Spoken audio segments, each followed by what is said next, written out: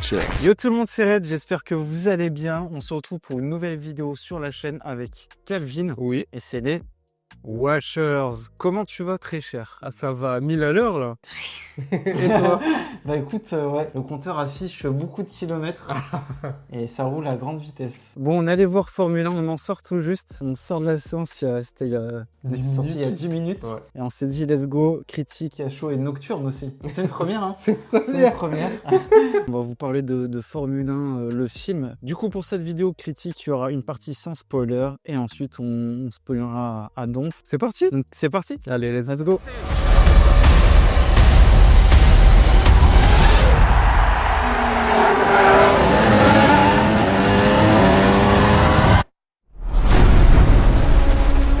Alors, y a-t-il, mon petit Calvin, dans ce film? C'est réalisé par C'est réalisé par qui? C'est réalisé par Joseph Kosinski, qui a réalisé Top Gun Maverick il y a 2-3 ans. Un passionné de véhicules. Aérien et au sol. Voilà, c'est ça. Et au casting, pas mal de gros noms, dont Brad Pitt, le fameux Brad Pitt, qui joue Sonny Haynes, Damson Idris, qui joue Joshua Pierce, Terry Condon, qui joue Kate, et Javier Bardem, qui joue Ruben. Et t'as d'autres noms. Il y a plein de pilotes qui font des caméos dans le film, dont Lewis Hamilton, qui produit d'ailleurs. Hans Zimmer à la bande-son. Yes. Que des gros noms. On avait réagi à 2 trailers dans plusieurs watchings. Ouais. Ah ouais, 2? Ouais. Ah, je m'en rappelle plus. On avait fait le teaser, puis la bande-annonce. On était enthousiastes à l'idée de voir ce film. On était chaud, hein. On était grave chaud. Et du coup, qu'est-ce qu'on en a pensé?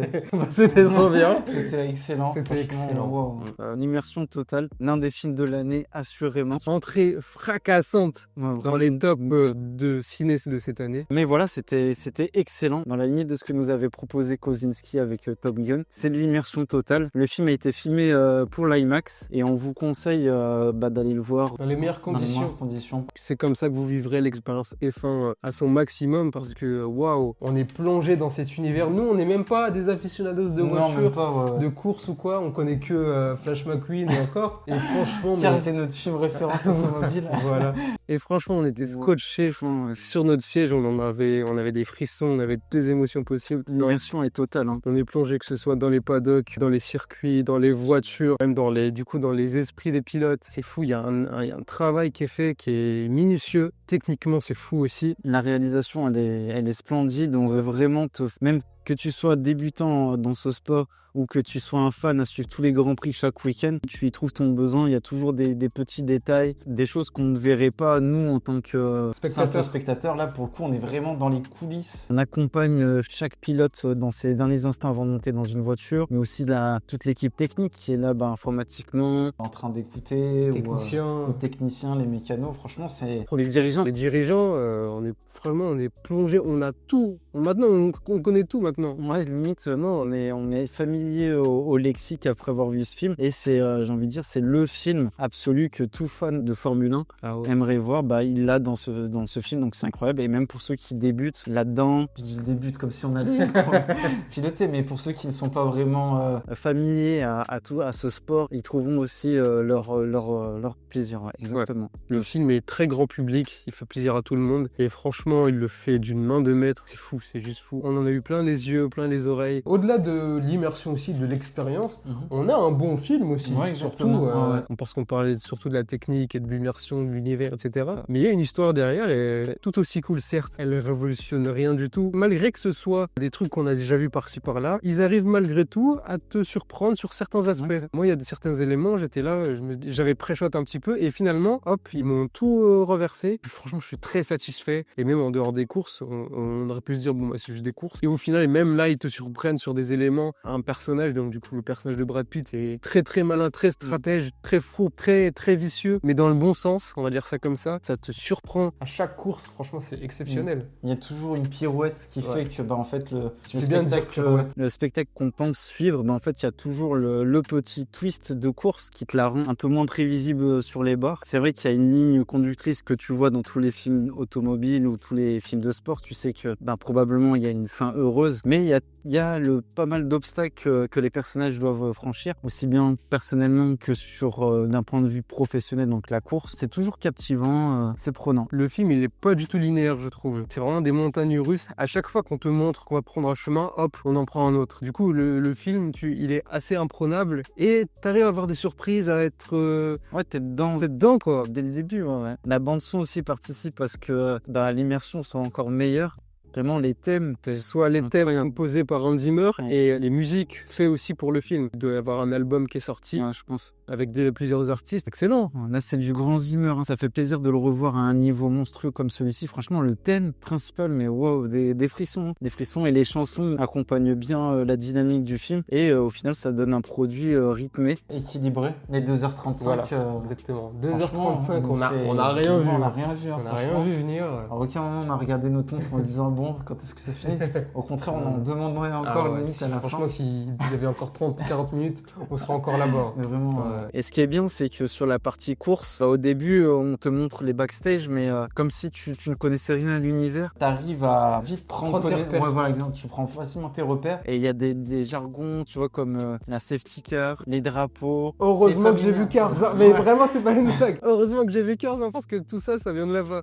Mais non, mais même, ça vient d'expliquer. Même au-delà de ça, voilà, c'est bien expliqué, il t'explique que c'est. En fait, même pas il t'explique ce que c'est. C'est en gros, naturellement, ils te disent quelque chose et ils te le montrent ce que c'est après. Exactement. Du coup, t'es pas dépaysé du tout. Ce qui est cool, c'est que le film est limite un mode carrière d'un jeu vidéo où t'as tous les à côté d'un sportif, donc ses entraînements, ses mimiques, ses rituels d'avant-course. T'as les conférences de presse aussi. Ouais. Donc tout ça est très bien amené. T'as aussi une réflexion sur la technique de construction, la construction d'un véhicule. Ouais, ça c'était génial. Nous, on était épatés. Ah ouais, c'est comme ça qu'ils font les voitures. Le fou, c'est long. C'est toute une technique. La construction d'une Formule 1. Ouais. Les caméras, elles sont placées, mais à chaque fois au bon endroit. Ouais. Tu peux avoir le point de vue d'un autre pilote qui regarde du coup Brad Pitt, ou le point de vue de Brad Pitt qui regarde un autre. Non, c'est top. On veut que tu sois à l'intérieur de la Formule 1 et que tu pilotes avec Brad Pitt, quoi. Non, t'es un coup pilote et un coup spectateur, un coup téléspectateur, puisque t'as la cartographie de la course avec les personnes qui sont devant, le classement en temps réel. Waouh, techniquement c'est abouti et ça rend hommage à ce sport. Franchement, bravo. Les passionnés, ils vont kiffer. On applaudit. Ah oui, obligé. On a applaudi. Moi, j'ai applaudi, toi, je sais pas. À la fin, j'étais un peu timide.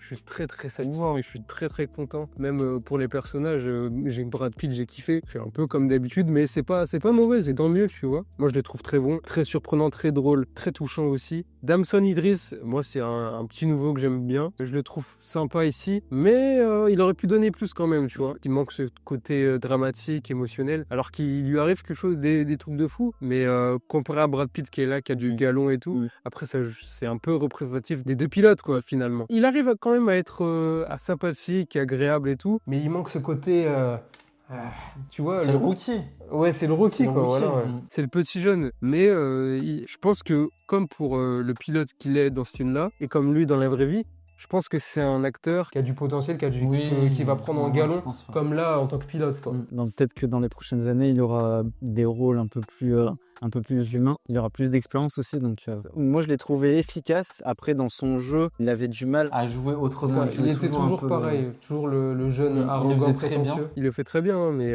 son côté colérique, c'était bien, je trouvais. Mais il y avait, comme j'ai dit, il n'y avait pas de côté émotion ou t'es empathique envers lui, tu vois. Il y a un moment dans le film où on lit un peu plus, mais voilà. Après, sur Brad Pitt, incroyable. Brad Pitt, ça fait un moment que je l'avais pas vu dans un tel rôle. Il avait plutôt des rôles ces derniers temps comiques, un peu tournés sur l'humour. Là, pour le coup, il y a toujours ce ton comique que Brad Pitt a très souvent dans ses rôles, mais là, il arrive à jouer du drame. Il y a ce côté homme abusé, épuisé et aigri un petit peu, qu'il fait très bien, tout en gardant son côté humour. C'est son second degré. Belle performance, on sent qu'il a été investi dans le projet et que je suis sûr qu'il s'est super bien amusé. Il s'est amusé comme jamais, comme tout le casting. Chaque moment, chaque victoire, chaque défaite, c'était nous en tant que simples spectateurs. On faisait partie de la team au final, on faisait partie de leur team. Voilà pour la partie sans spoiler. Hein. On va pouvoir rentrer un peu plus dans le détail. On vous encourage fortement à aller le voir. C'est une expérience ciné formidable. Franchement, vous en aurez pour votre argent. C'est pour ça que le cinéma existe. C'est pour ça, pour vivre des émotions, pour qu'on soit immergé dans un univers quelconque. Et là, franchement, nous,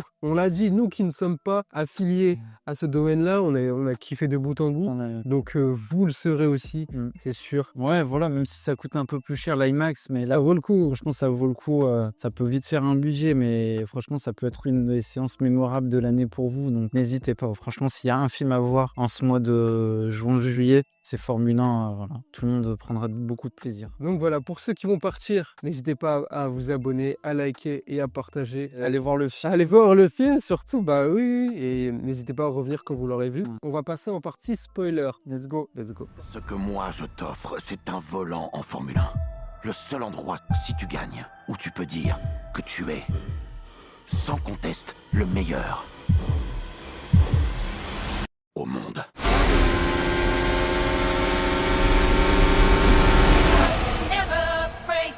Partie spoiler. Partie spoiler. Sur quoi on reviendrait en premier? En premier, peut-être sur le développement de chaque personnage. Ouais. Commencer par Sonny Hayes. Qu'est-ce que tu as pensé de son traitement? Je l'ai trouvé hyper intéressant, le fait qu'il soit assez confiant en lui-même. On apprend que c'est un mec finalement qui fait que remplacer des pilotes pendant des courses. Après son accident il y a 30 ans, il veut pas vraiment participer à une vraie écurie, il est là juste en seconde roue quoi. Et finalement tu t'attaches à ce mec là parce que il veut rattraper ses rêves perdus malgré les difficultés, son vieil âge, etc. Et c'est excellent. Hein. C'est un peu une revanche sur la vie pour lui. C'est une opportunité qu'il a eue il y a 30 ans qu'il a loupé et là la chance se représente.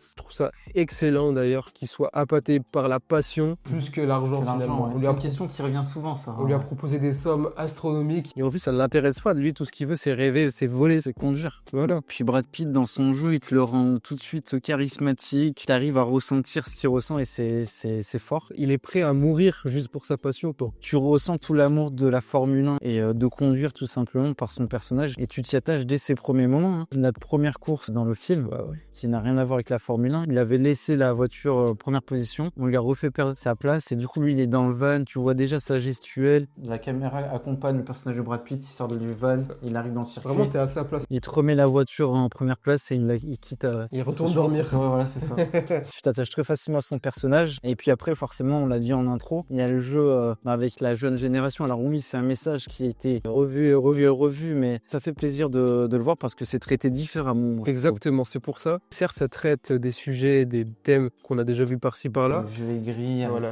avec le jeune superficiel et arrogant. Avec les conférences. Et au final, ils doivent apprendre à cohabiter. Cohabiter. Et au final, jamais ils arrivent à cohabiter ces deux mecs-là. Ouais. C'est deux générations. C'est une bataille d'ego en fait. C'est que une bataille d'ego. La première course, elle est significative de cette relation de départ. En fait, ils sont coéquipiers. Ils sont derniers. Ils sont coéquipiers, mais ils se combattent entre eux.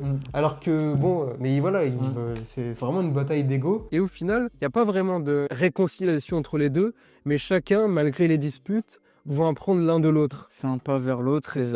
Parce que, mine de rien, la Formule 1, là où le foot, c'est un sport individuel et le basket, c'est un sport collectif, par exemple, je prends ces deux sports. La Formule 1, c'est un peu ingrat parce que tu as la notion d'équipe, mais tu as aussi une notion individuelle. Ouais, c'est ça, ouais. Donc, c'est pas facile. Hein. Tu cours pour une équipe, mais toi aussi, individuellement, tu as une carrière à gérer, tu vois. Tu as tout ce côté-là où Brad Pitt, Sonny Hayes, il est là, en vrai, juste pour dépanner, entre guillemets.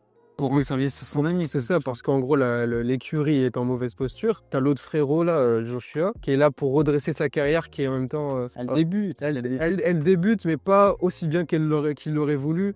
Il y a tout ce côté réseaux sociaux qui est là. Oui, c'est très notre époque, en fait, qui le touche beaucoup. Et au final, avec Sonny Hayes, il va apprendre que tout ça, c'est que du bruit, finalement. Oui, ce qui compte, c'est la course. Exactement. Ouais. Et c'est très intéressant. Même techniquement, c'était pas forcément quelqu'un qui s'entraînait. Il se reposait beaucoup sur son talent, Joshua. Avoir Brad Pitt avec ses balles de tennis, mine de rien, il va donner C'est pour ça sa partie technique pour aller vers quelque chose de plus sain, plus naturel. Exactement. C'est pour ça que je te dis, même sans discuter, ils observent. Ils observent l'un de l'autre.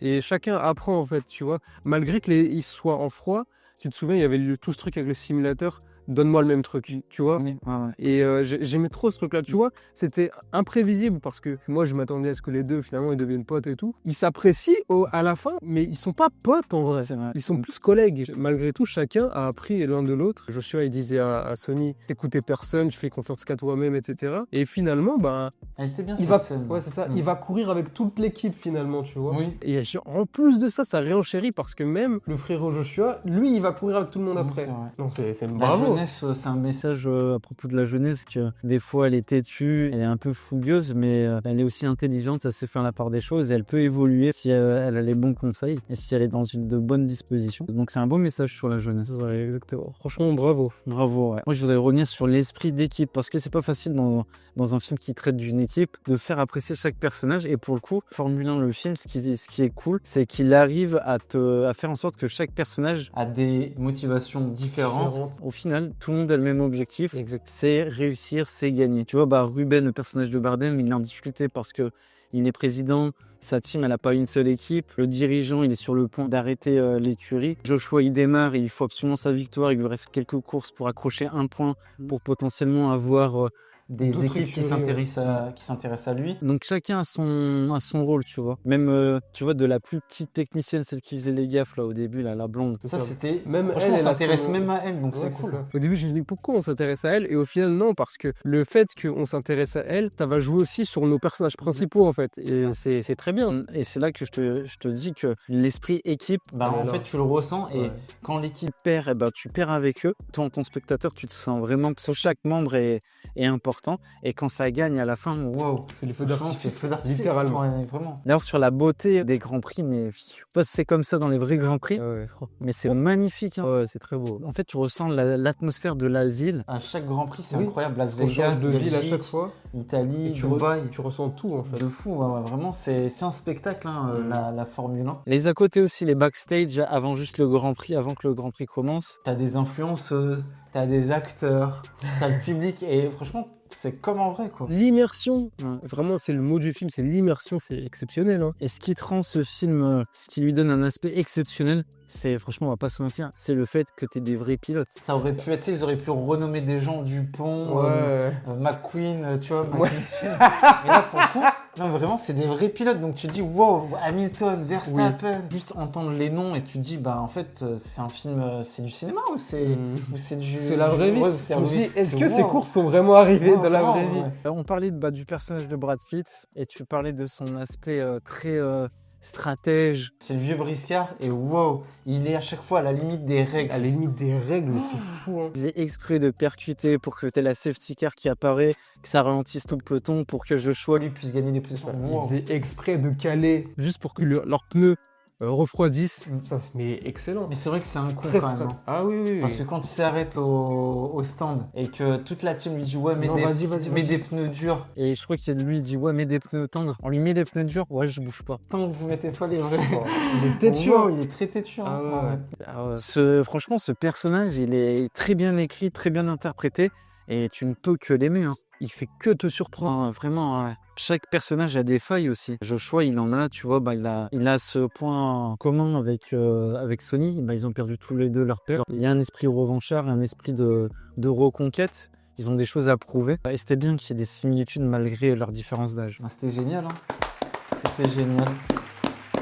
En IMAX, forcément, le travail sur le son, les voitures qui accélèrent, le passage des vitesses, waouh, tout est là. Tous les bruitages, on les a et c'est décuplé. En expérience salle IMAX, donc c'était top. Est-ce que tu iras le revoir une seconde fois? Je pense qu'il y a moyen. C'est possible. Franchement, faites du cinéma en plus. Cinéma, bien joué. Voilà, Profitez de la fête du cinéma pour aller voir ça pour 5 €. Une expérience. Franchement. Le trophée. Tu disais que tu l'avais trouvé magnifique. Ouais, j'ai sur la partie esthétique. Sur la base. Après, du coup, on va parler des parties tout esthétiques. Je trouvais que l'univers de la F1, enfin, genre, on a l'impression d'être chez les Avengers, chez Tony Stark. Il y a un côté technologique, etc. En fait, il y a des jeux de lumière, même quand il filme la ville, etc. C'est bourré de lumière, franchement, ça fait vraiment naturel au final. Et je reviens du coup à la coupe que tu disais, elle est magnifique, hein. Je suis très magnifique, vraiment. Non, les podiums, les pilotes qui sabrent le champagne, qui s'arrosent et tout, c'était incroyable. Et même, je dirais, les maisons des personnages, genre la maison de Joshua avec sa maman, et toutes ces fenêtres, on voit la ville autour. C'est excellent. Je t'ai dit, il y a ce côté lumière naturelle où tu vois que les lumières de la ville, elles ressortent sur l'appartement de Joshua, tu vois. Le resto aussi, le resto. La boîte de nuit, oh là là là là. Ouais, la boîte Il y a de un nuit. aspect technique. Mm. Vraiment, tu sens que le frérot Joseph Kosinski, il maîtrise ce qu'il fait. Tout paraît naturel en fait. Non, c'est un projet qui a beaucoup de cœur. Malgré le côté beaucoup paillettes et tout, au fond, ça. il C'est est fou. humain. Ouais. Parce qu'il y a un côté paillette superficiel, avec tous les sponsors, les placements vraiment. de produits, etc. Mm. Mais au final, c'est très humain et très honnête. L'accident, on n'en a pas parlé. Lequel? De Joshua.